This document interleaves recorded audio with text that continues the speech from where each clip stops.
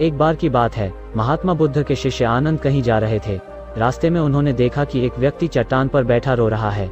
वे उसके पास गए और बोले, क्या बात है वत्स, तुम कौन हो और क्यों रो रहे हो? आनंद की बात सुनकर उस व्यक्ति की सिसकियां थम गईं। वह अपने आंसू पोंछता हुआ बोला, मैं पास के गांव का रहने वाला एक बदनसीब व्यापारी हूँ। मैं जो भी काम करता हूँ वह बिगड़ जाता है। व्यापार के चक्कर में मैंने अपनी पत्नी के गहने गंवा दिए, मैंने अपने परिवार को भी खो दिया, यहाँ तक कि मेरा घर भी गिरवी पड़ा है। मुझे तो लगता है कि मैं किसी काम का नहीं हूँ, मेरी किस्मत ही खराब है। उसकी बात सुनकर आनंद बोले, तुमसे किसने कहा वत्स कि तुम्हारी किस्मत खराब है? जरा मैं भी तो जानूं कि तुम्हारी किस्मत में क्या खराबी है। वो व्यक्ति बोला, पहले मैं खेती करता था, पर हर साल उसमें घाटा होता था। कभी सूखा पड़ जाता तो कभी ज्यादा बारिश के कारण फसल बर्बाद हो जाती। इससे परेशान होकर मैंने व्यापार करने का निश्चय किया। मैंने पत्नी के गहने बेचकर अपना व्यापार शुरू किया, लेकिन मेरा व्यापार नहीं चला। शुरू में परिवार वालों ने मेरा साथ दिया, लेकिन जैसे जैसे मुझे नुकसान होने लगा, मेरे परिवार वाले भी मुझसे दूर हो गए। मैं यह सब उनके लिए ही कर रहा था, लेकिन अब वे लोग मुझे देखकर नजरें फेर लेते हैं और मुझे ही मेरे परिवार की दुर्दशा का जिम्मेदार ठहराते हैं। उस व्यक्ति ने एक लंबी सी सांस ली और फिर बोला, मेरा एक मित्र है, उसने भी मेरे साथ अपना व्यापार शुरू किया था। उसका व्यापार अच्छा चल रहा है। वह जब भी मेरे घर आता है तो अपनी सफलता की कहानियां सुनाता है। उसकी बातें सुनकर मेरे घर वाले भी कहते हैं कि उसे देख और कुछ सीख। हमें तो लगता है कि तेरे वश का कुछ भी नहीं है। उन लोगों की बातें सुन सुनकर अब तो मुझे भी लगने लगा है कि शायद मेरे वश का कुछ भी नहीं है। अब तो मुझे अपना जीवन ही व्यर्थ लगने लगा है। मेरे मन में ख्याल आता है कि अपना जीवन समाप्त कर लूं। मैं यहाँ आया भी इसी इरादे से था, लेकिन हिम्मत नहीं कर पाया, इसीलिए यहाँ एकांत में बैठा विलाप कर रहा था। आनंद बोले, ओह तो ये बात है। वैसे क्या तुम इसके अलावा कुछ और भी कहना चाहते हो? उनकी बात सुनकर वो व्यक्ति बोला, एक और मेरा हर काम खराब हो जाता है, दूसरी ओर मेरा मित्र है जो हर समय मुझे नीचा दिखाने का प्रयत्न करता रहता है। मुझे समझ में ही नहीं आता है कि मैं क्या करूं। आनंद बोले, क्या तुम अपने मित्र की बातें सुनकर दुखी हो जाते हो? हाँ, मैं उसकी बातें सुनकर स्वयं दुखी हो जाता हूँ, उस व्यक्ति ने जवाब दिया। आनंद ने पूछा, तुम्हें किस बात का दुख होता है, अपने असफल होने का या फिर मित्र के सफल होने का? उनका सवाल सुनकर वो व्यक्ति एक पल के लिए सोच में पड़ गया। फिर वो बोला, अगर सच कहूँ तो मुझे अपने असफल होने का उतना दुख नहीं होता है जितना कि मित्र के सफल होने का होता है। अर्थात यदि तुम्हारा मित्र असफल हो जाए तो तुम्हें खुशी होगी? आनंद ने प्रश्न किया। वो व्यक्ति बोला, हाँ मुझे बहुत खुशी होगी। इसका मतलब है कि तुम्हारी खुशी तुम्हारे मित्र पर निर्भर है। आनंद बोले, अगर वह चाहे तो तुम्हें खुश कर सकता है और अगर वह चाहे तो तुम्हें दुखी कर सकता है। तुम स्वयं से न तो खुश हो सकते हो और न ही दुखी हो सकते हो, अर्थात तुम अपने मित्र के गुलाम हो गए हो, इसलिए तुम्हारा कुछ नहीं हो सकता। ऐसा न कहें महात्मन, उस व्यक्ति ने हाथ जोड़ दिए। आपकी बातें सुनकर मुझे कुछ आशा बंध रही है। आनंद बोले, जब हम किसी से आशा बांध लेते हैं तो उस पर निर्भर हो जाते हैं। ऐसे में हमारी खुशी और दुख भी उस पर निर्भर करने लगता है।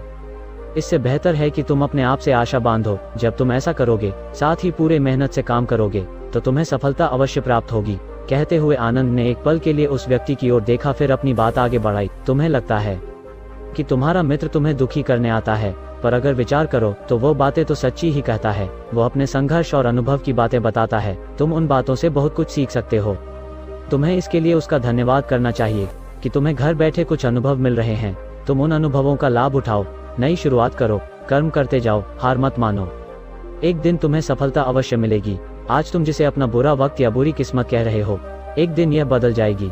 इसी के साथ तुम्हारे विचार भी बदल जाएंगे। और देखना, जब तुम्हारा अच्छा वक्त शुरू होगा तब तुम्हारा मित्र भी तुम्हें अपनी सफलताओं की कहानियां नहीं सुनाएगा, तब वो अपनी असफलताओं की बातें बताएगा, ताकि तुम उसकी बातें सुनकर भ्रमित हो जाओ, तुम्हारा आत्मविश्वास हिल जाए और तुम गलत निर्णय ले सको। लेकिन उस समय भी तुम्हें अपनी बुद्धि का प्रयोग करना होगा। तुम्हारा मित्र जैसे आज तुम्हें दुखी करने आता है, उसी तरह उस समय भी वह तुम्हें दुखी करने आएगा, क्योंकि जिस तरह उसे दुखी देखकर तुम्हें मजा आता है, उसी तरह उसे भी तुम्हें दुखी देखने में उतना ही मजा आता है। वो व्यक्ति बोला, आपने सही कहा, लेकिन मेरा सबसे बड़ा दुख यह है कि मेरे परिवार के लोग भी इसमें शामिल हैं। वास्तव में मैं तो अपने परिवार के लिए अच्छा करना चाहता था, लेकिन वे लोग भी मेरी बात नहीं समझते हैं।